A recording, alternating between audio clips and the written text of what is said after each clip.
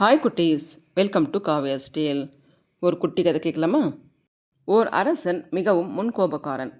தன் கெட்ட குணம் தெரிந்தும் அவனால் அதை மாற்றிக்கொள்ள முடியவில்லை. ஒரு நாள் அறிஞர் ஒருவர் அந்த நாட்டுக்கு வந்திருந்தார். அவரை சந்தித்து தன் குறையை சொன்னான் அந்த மன்னன். அவர் மன்னனிடம், என்னிடம் அதிசயமான பொன்னால் செய்த ஒரு குவளை ஒன்று இருக்கிறது. அதில் தண்ணீரை நிரப்பி குடித்து வந்தால் நாளடைவில் உன் சினம் இல்லாமல் போய்விடும் என்று சொல்லி அந்த குவளையை அவனிடம் கொடுத்தார். உனக்கு சினம் எப்போது எல்லாம் வருகிறதோ அப்போது இதில் 3 முறை தண்ணீர் நிரப்பி குடி, பிறகு சினமே வராது என்று கூறிவிட்டு சென்றார். அன்றிலிருந்து அரசன் அப்படி செய்ய தொடங்கினான். சில நாட்களில் அவன் சினம் அவனை விட்டு விலகியது. பல வருடங்கள் சென்றன. அந்த குவளையை கொடுத்த அந்த அறிஞர் மீண்டும் அந்த நாட்டுக்கு வந்தார்.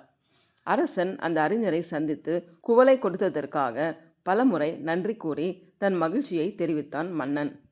மன்னனே, உன்னை ஏமாற்ற நான் விரும்பவில்லை. அது அதிசயமான குவளை அல்ல, சாதாரணமான குவளைத்தான். சினம் வரும்போது சிந்திக்க நேரம் இருக்காது. சிந்தனை வந்தால் சினம் தானே குறையும். தண்ணீரை 3 முறை ஊற்றி குடிக்கும்போது நேரம் கிடைக்கிறது. அப்போது சிந்திக்க முடிவதால் புலன்கள் அமைதி பெறுகின்றன. ஆத்திரம் நியாயத்திற்கு தன் இடத்தை கொடுக்கிறது என்று கூறினார்.